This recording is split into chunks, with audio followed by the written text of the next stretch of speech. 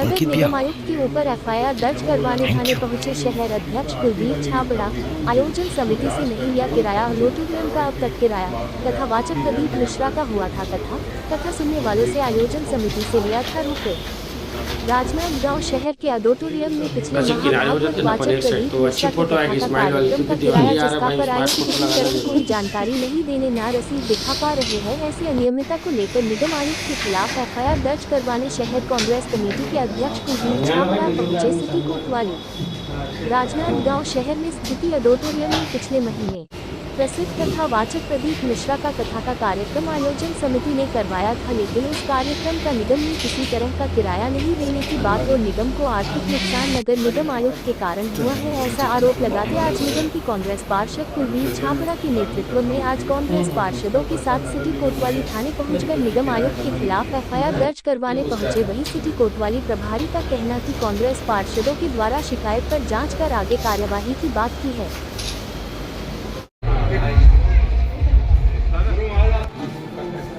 बस यहाँ से मतलब अपन जैसे निकलेंगे ना गुरुजी 10 से 12 मिनट 15 मिनट सीधा। और मैंने मुझे क्या किया प्रशासन से बैठ के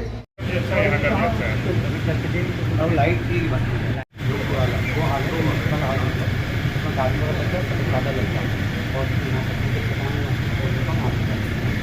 पर लाइट का है मार्कर वो मोटी लाइट लगी उससे वो तो है यहाँ लाइट के अंदर उससे लगा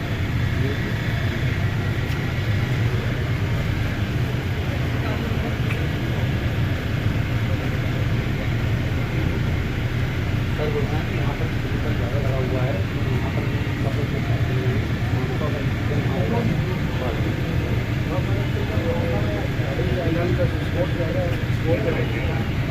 चैनल का जाना और लाइट साउंड जाना पुलिस कल कम कर हटा दो, कोई दिक्कत नहीं। बस यहाँ तो कोई नहीं ना अंदर तो केवल आज थाना कोतवाली में मेरे द्वारा नगर निगम में हुई आर्थिक अनियमितता के विरुद्ध जांच कर एफआईआर करने और दोषियों पर कार्रवाई करने की मांग की है। विगत कुछ माह पूर्व नगर निगम के ऑडिटोरियम में 2 अगस्त से 8 अगस्त तक के धार्मिक कथा का आयोजन के लिए आवेदन दिया गया आयोजनकर्ता समिति द्वारा। उसके बाद फिर आयोजनकर्ता समिति का जो प्रथम आयोजनकर्ता समिति थी उसने अपना नाम विलोपित करके दूसरे आयोजनकर्ताओं के नाम में अनुमति के लिए कहा। दूसरे आयोजनकर्ता समिति को नगर निगम से अनुमति हुई और उनको नोटशीट में बाकायदा किराया पटाने के लिए उनको दिया गया और दूसरे नोटशीट में किराया पटाने के बाबत जानकारी भी दी गई। उसके बाद कार्यक्रम भी हो गया। बाद में वस्तुतः आज तक जानकारी नहीं है कि किराया पटा है कि नहीं पटा है। तो हमने ये मान लिया कि जब रसीद नहीं दिखाई जा रही है नगर निगम द्वारा, चूँकि मैं पार्षद हूँ और पार्षद को अवलोकन करने का अधिकार है, तो नगर निगम के अधिकारी न फाइल दिखा रहे हैं न कुछ बात बोल रहे हैं और किराया पटा है करके कोई बात ही नहीं कर रहे हैं।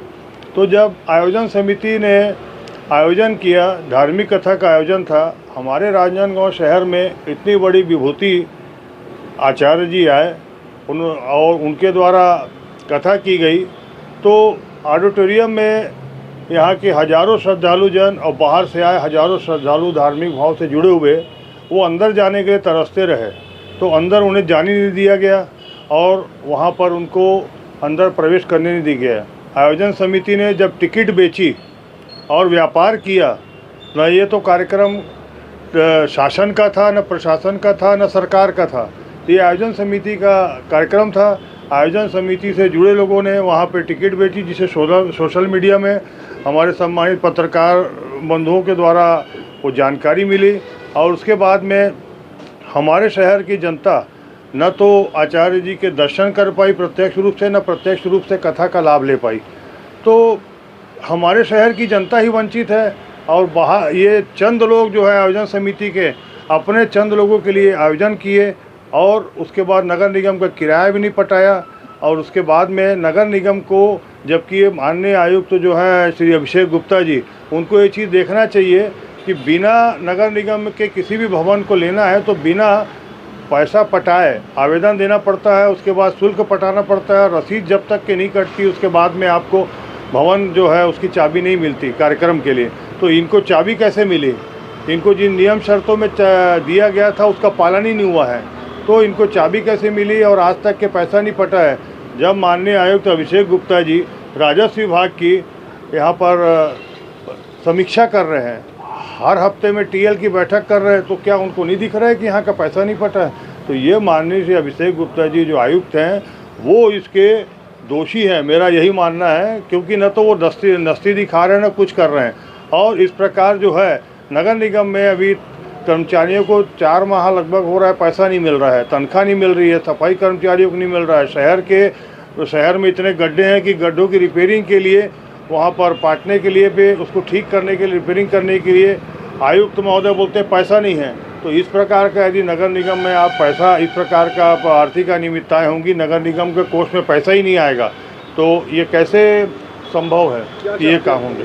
हम इस पे एफआईआर करके कार्रवाई की मांग चाहते हैं, और जिनके ऊपर में ये जो दोषी है उनके खिलाफ कार्रवाई हो और उनके खिलाफ में कड़ा से कड़ा उनको दंड मिले। यदि का ये रवैया क्या दर्शाता है? निगम आयोग का जो इस प्रकार का कार्य है, जब उनके नोटशीट में लिखा है कि पैसा को कोषालय में जमा किया जाए, तो ये कोषालय में निगम के जमा नहीं हुआ, तो किस कोषालय में जमा हुआ, किस कोषालय में जमा हुआ, कितना हुआ, वो वही बताएंगे। हमारे से तो इस मामले में वो बात करने की स्थिति में नहीं है, और न ही वो फाइल दिखा रहे हैं और न ही कुछ बोल पा रहे हैं। इस बाबत मैंने उनको पत्र पहले दे चुका हूं, और आगे भी मैं माननीय उच्च न्यायालय के शरण में जाऊंगा। निश्चित रूप से मैंने अभी एफआईआर के लिए सम्मानित टीआई साहब को यहाँ थाना कोतवाली में आवेदन दिया है और कार्रवाई की मांग की है। जब तक के नस्ती नहीं आएगी तब तक के कार्रवाई के बाबत पूरी चीज़ें क्लियर नहीं होगी। देने का प्रावधान है कि आप पहले उसका अनुमति लेने के आवेदन देंगे, आवेदन देने के बाद में उसकी प्रक्रिया होगी, उसकी राशि आपको बताई जाएगी, उतनी राशि की आपको रसीद कटाना पड़ेगा, उसके बाद आपको देना पड़ेगा।